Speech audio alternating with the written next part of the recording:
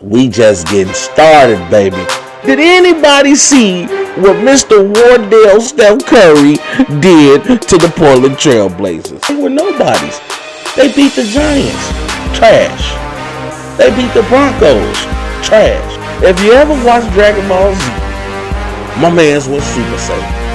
I couldn't wear this until we actually caught a dub. And he did all of this damage in 36 minutes. Let that sink in. They beat the Eagles, trash. The Cowboys, trash. The Bengals, trash. The Jaguars, trash. Yes, ladies and gentlemen, you heard it here on Rob's 2 Cents. My good people, my good people. Hello, world. I'd like to welcome you guys back to the show that's hot with your boy Rob Scott. This is Rob 2 Cents, baby. What's going on, everybody? Hope you guys are enjoying your weeks so far. I know it's just been Monday, going to be Tuesday for a lot of people who's going to be tuning in to the show. Appreciate you guys for putting your eyes and ears on my product. I hope you guys ready to hit the week off right. Hope you had a great weekend. I personally myself had a great weekend. Saw 2 great movies that are out right now. Shout out to HBO Max. I saw Black Widow's new movie, her own individual movie as a spinoff from the Avengers. As we know, in Avengers Endgame, Black Widow passes away. So, during the battle with Thanos. So, I think in her timeline it picks up right after Civil War, in which we seen all the Avengers fighting against each other, and it was a pretty great movie. Actually, it was. I have my doubts, and nothing against Scarlett Johansson, or the Black Widow character. I just didn't know how that movie would stand alone, individually with just all eyes centered on Black Widow. But man, Black Widow's that's a bad woman right there. Let me tell y'all something. And her family crazy, It was a great movie, great story, great movie, a lot of, plot twists and turns. So, it was great, and, glad to see, Black Widow get her shine, get her just due. I saw a great animated movie with Black Widow and the Punisher some years ago. So, I knew what Black Widow was capable of, but to see it on the actual big screen, it was a great movie. And of course, its competition would be LeBron's take on Space Jam. Space Jam, The New Legacy, I believe is called. Space Jam: A New Legacy had to go to the handy dandy laptop here, and it was a great movie. Now I saw a lot of people bashing the movie. I don't know if it's because of LeBron hate or Michael Jordan love, but a lot of people were trying to say, "Oh, it was corny. The movie's not gonna be that good, or it's not that good." For those who've seen it, and I just, you can't trust folks. Sometimes you just gotta go see things for yourself. So, me and the wife, hooked up the Fire Stick, logged into HBO Max and checked it out, and it was a great movie. It was, of course it's gonna have its corny moments. It's a kid movie. It's not for us. It was for the kids. If you go look at the original Space Jam, I'm pretty sure you're going to see a lot of corny moments in that one as well. And it was not for adults. We were kids, at least people in my age group, born in 88, be 33 this year. When I saw that movie, I was a kid, so, and I enjoyed Space Jam, and I enjoyed LeBron's take on Space Jam: A New Legacy. It was a fun movie, different concept. Movie catching up with the times, everything is so, advanced nowadays. So of course the technology was going to be advanced on that. I mean, I think I read somewhere where they had $150 million budget. And it was definitely, a glitz and glamoury all throughout the movie. You know, it had Don Cheadle in there.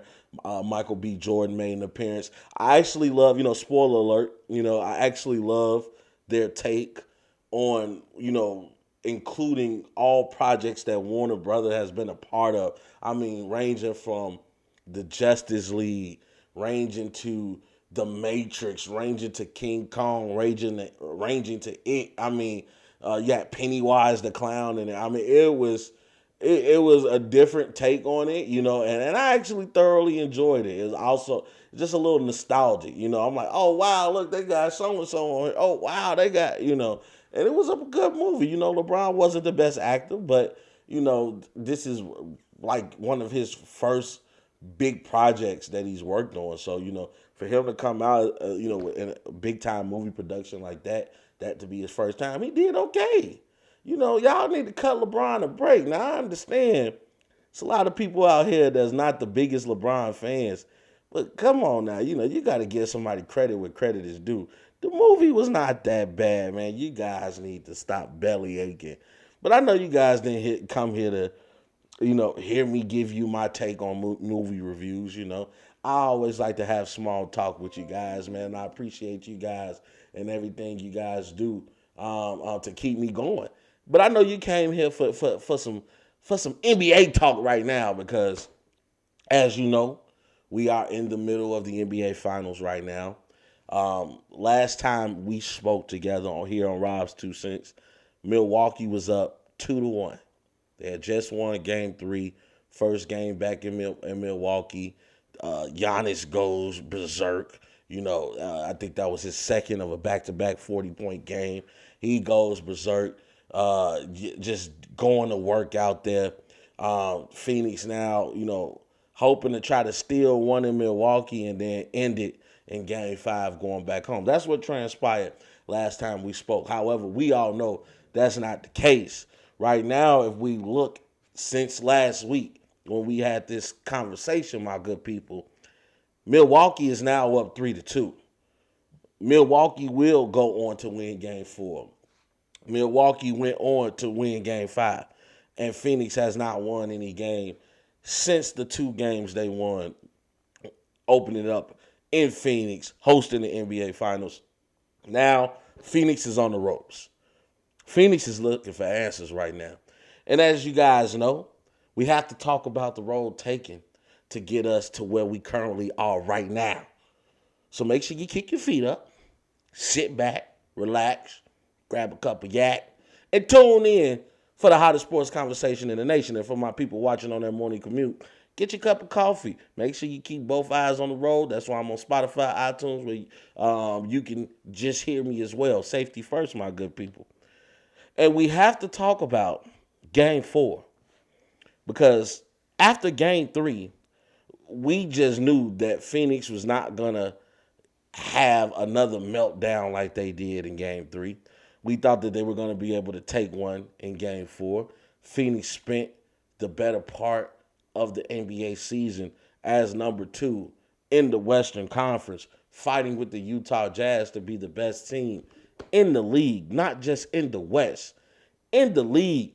So to see Phoenix have such a meltdown like that in Game 3, we gave them the benefit of the doubt. We say, hey, this team is going to bounce back in Game 4.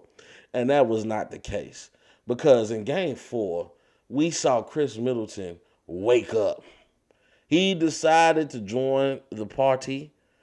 The Bucks charged back late, and they tied the finals 2-2. Shout out to NBA.com. Gotta love it. Gotta stay on top of everything.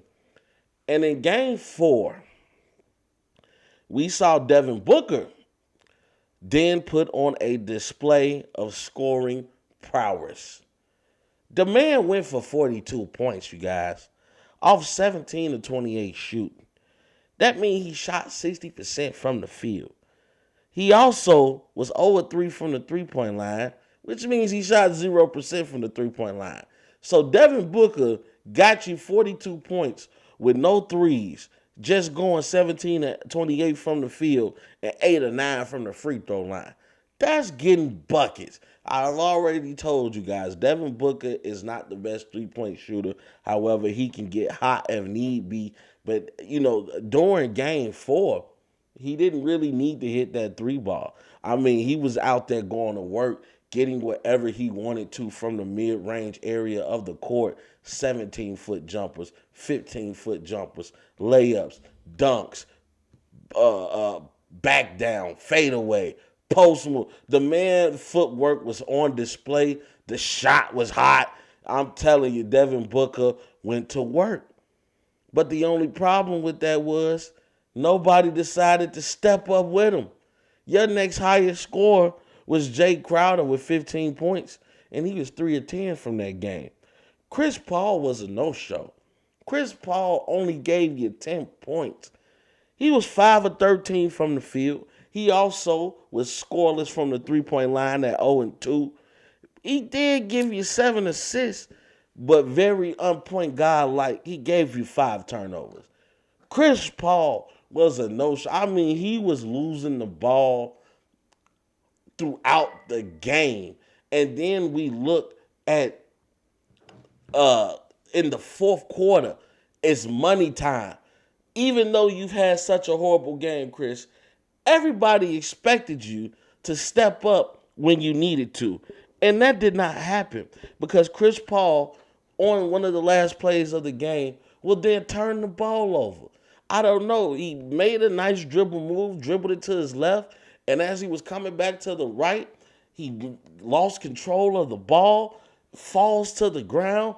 Drew Holiday picks it up, throws it to Young. I mean, they're out there just having their way with the Phoenix Suns, the Milwaukee Bucks I'm talking about here.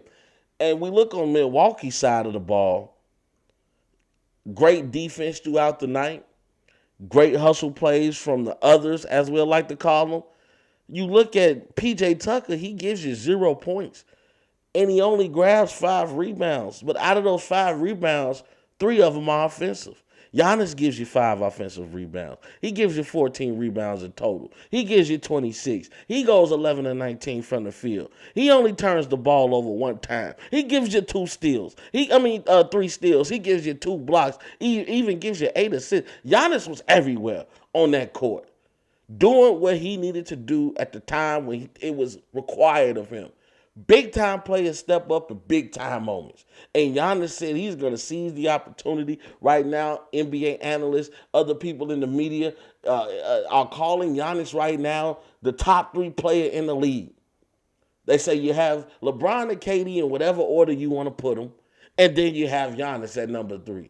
And Giannis has been dominating. Even Shaq said that he will give it to Giannis, that Giannis is probably more dominant than Shaq if he's able to pull off these NBA finals and win the championship. I'm not going to go that far. I remember watching those Shaq games. Shaq was dominant. Giannis is dominant. Don't get me wrong. And Giannis can do things that Shaq can't do. But Shaq was a walking 30-10, man. He was a walk. He can get you 30 and 10 waking up in the morning and stretching his arms. But Giannis is a dominant player nonetheless. But it was Chris Middleton, you guys, who will step up and have a game in the finals. Because he said, you know what, D-Book, you going for 42? I'm going to get my team 40. Chris Middleton went for 40 points, shooting 15 of 33 from the field, 3 of 8 from the three-point line, 7 of 8 from the free throw line. Get your 6 rebounds and 4 assists, and only 1 turnover. Chris Middleton was hot, making play after play after play after play. Oh, man. Hey, Chris Middleton was out. He looking smooth. And I never understand Chris Middleton.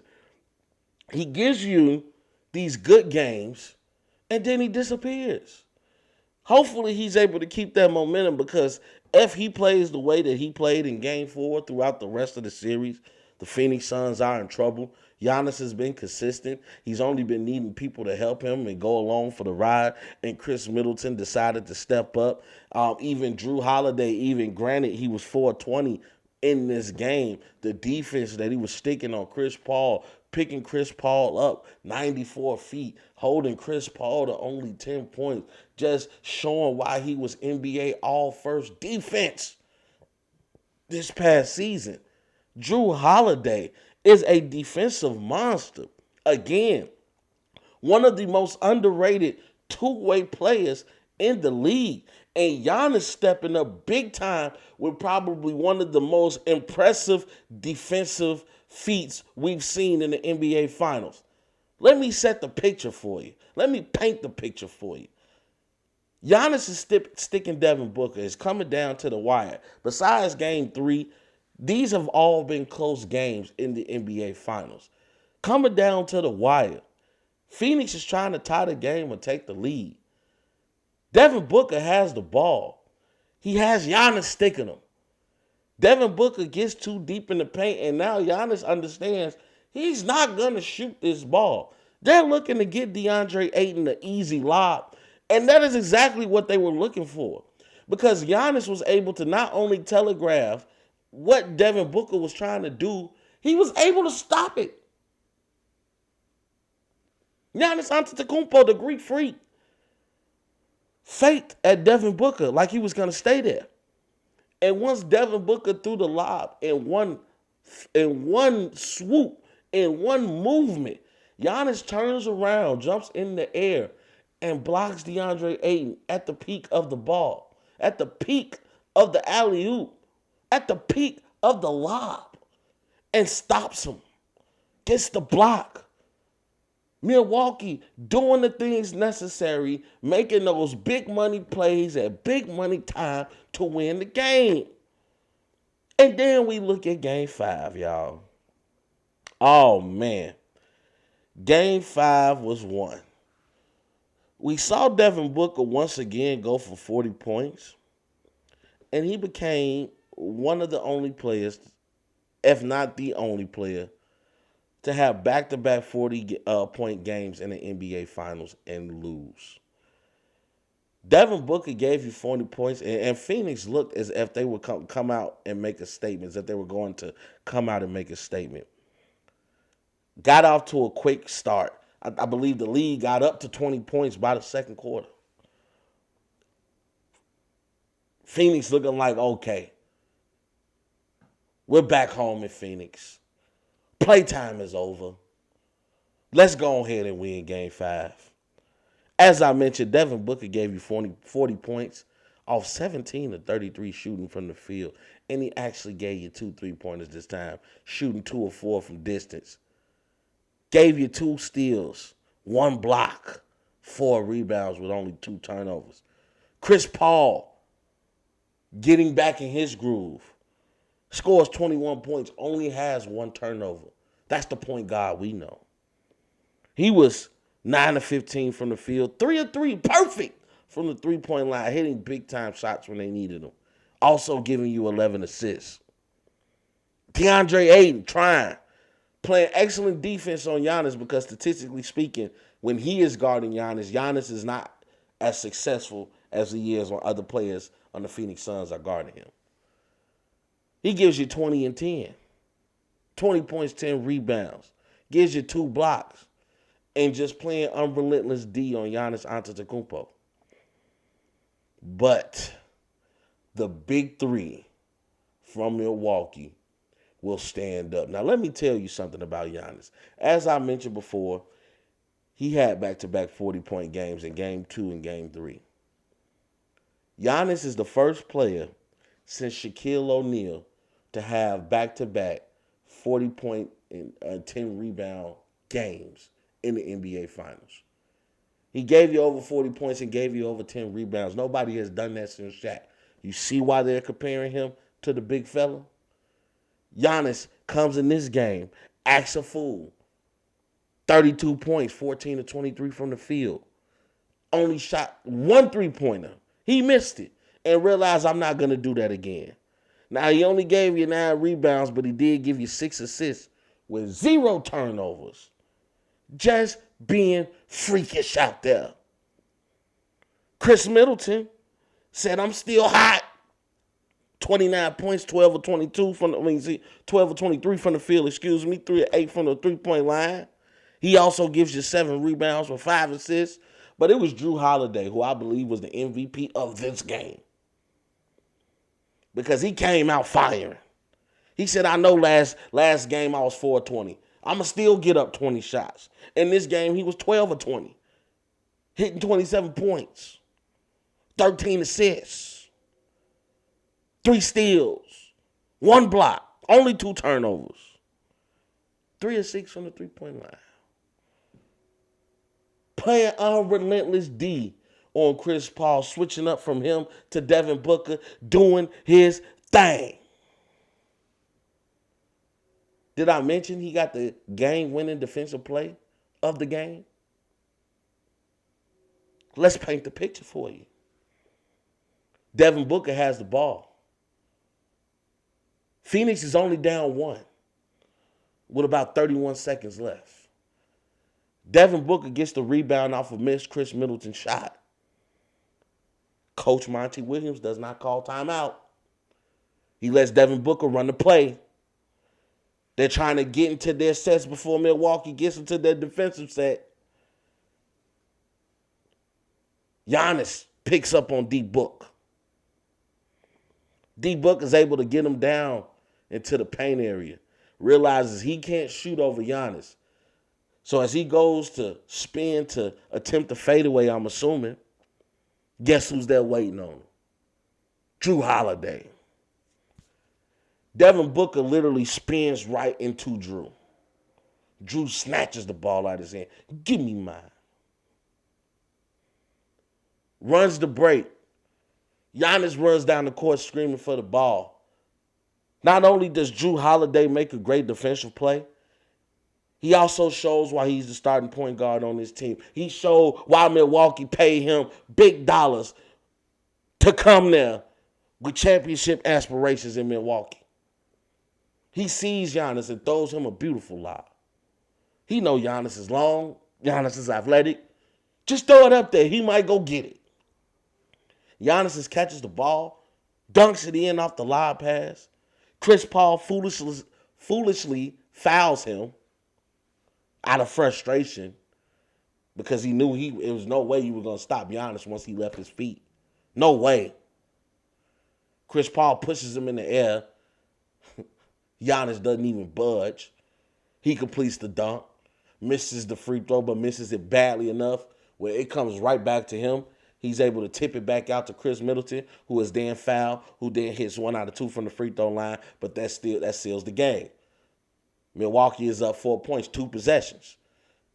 It is only like 5 seconds left on the clock. Phoenix is not able to recover. And now the stage is set, ladies and gentlemen.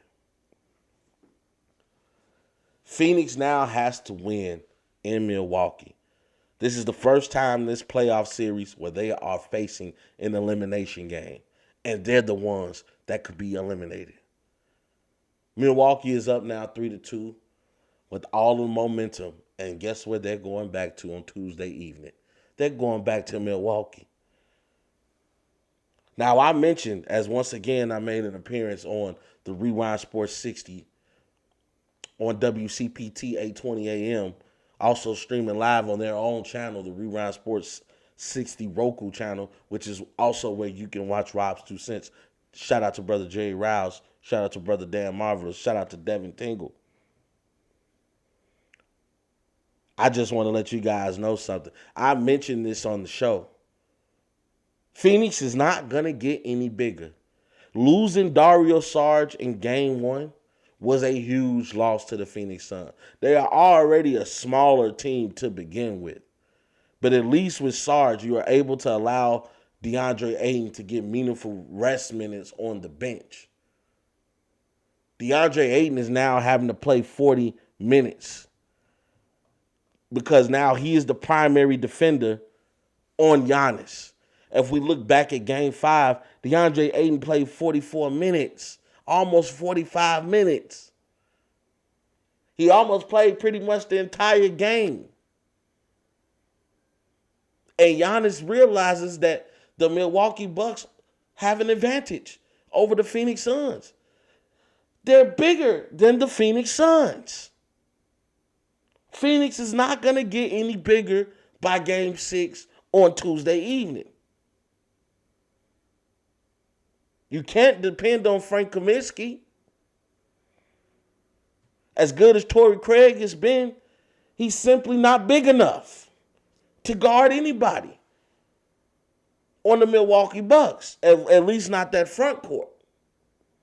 You look at how they alternate between Giannis, Bobby Portis, Brook Lopez, and even P.J. Tucker being an undersized power forward, he is still there contributing. As I just mentioned, he only had 5 rebounds in game 4, and 3 of them was offensive. He might not be that scoring person that you need, but he's playing excellent defense. Phoenix needs to find some answers. They are going to have to build a wall. You cannot let Giannis and the rest of the team get off. You're going to have to choose one. Do I let Giannis be Giannis, or do I let the others go crazy? Chris Middleton has shown he can go cold. Just as quickly as he can get hot, he can get cold. Jrue Holiday has not been a consistent shooter throughout this series. And for the most part, Chris Paul, if you forget about game 3 and look at his totality of the series, he hasn't had a bad series. Game 3 was probably the worst game he's played in his NBA career. Let that 40-point game by Devin Booker, I'm sorry, not game 3, game 4. Game 3 as well. But game 4 being held to only 10 points, that was bad.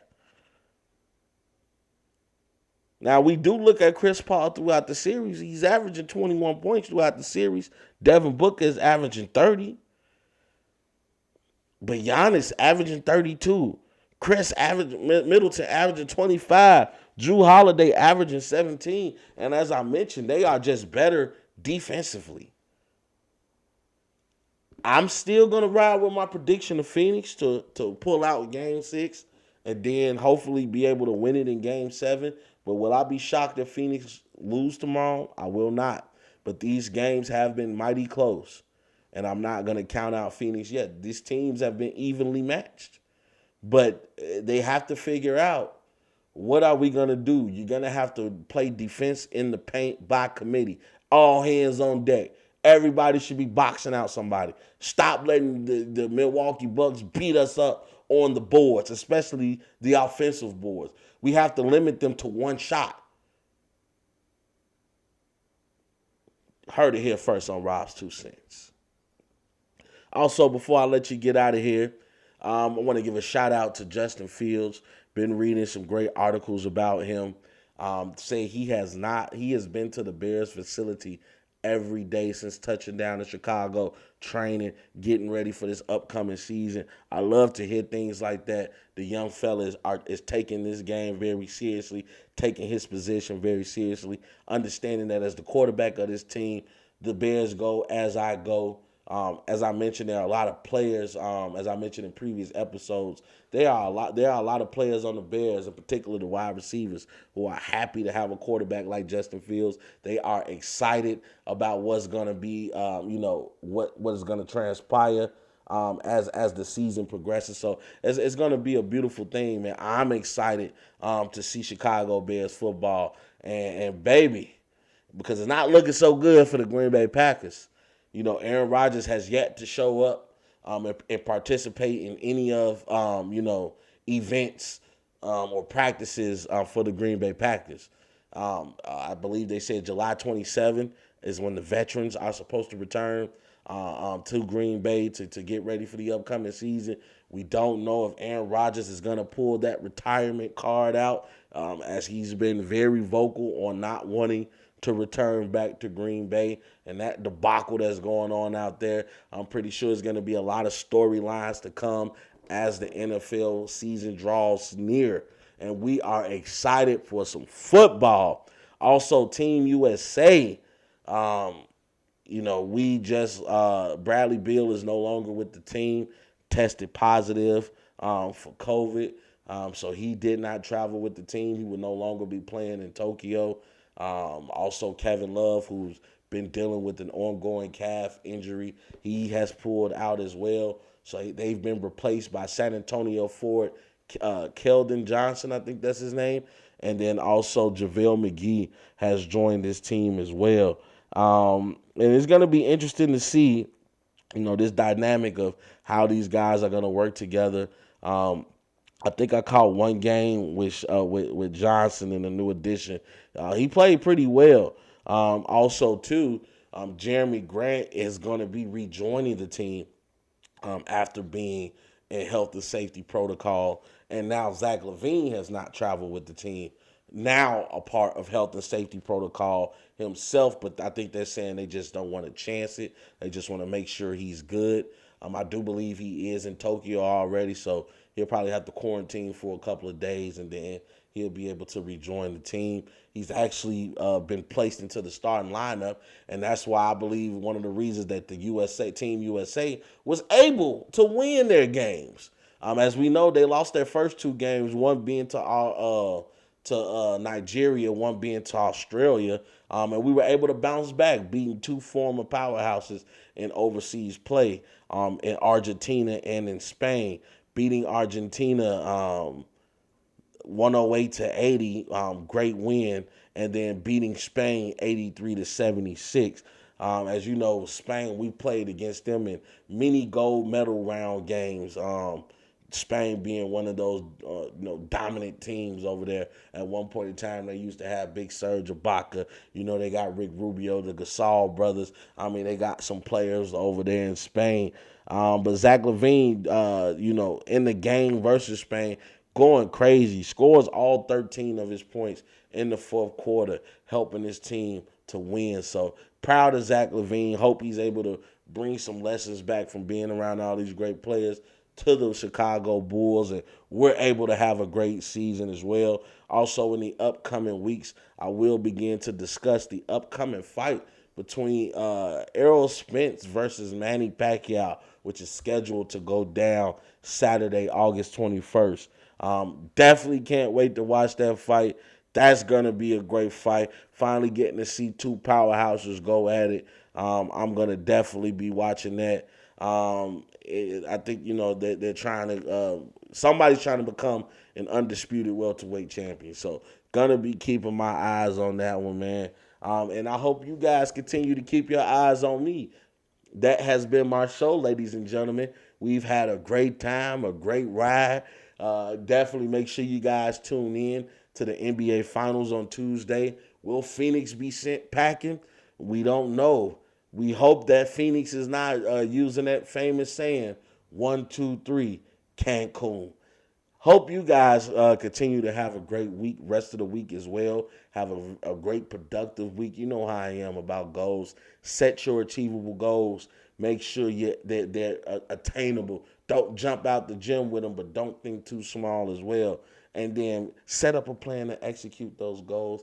And then execute, baby. It's all about the execution. Remember, I'm everywhere, man. Catch your boy on YouTube. Catch your boy on Spotify, on iTunes, on TikTok, on Facebook, on Instagram, on Twitter. I'm everywhere. And then, of course, catch me on the Rewind Sports 60 Roku channel. Rob's 2 cents is making moves, baby.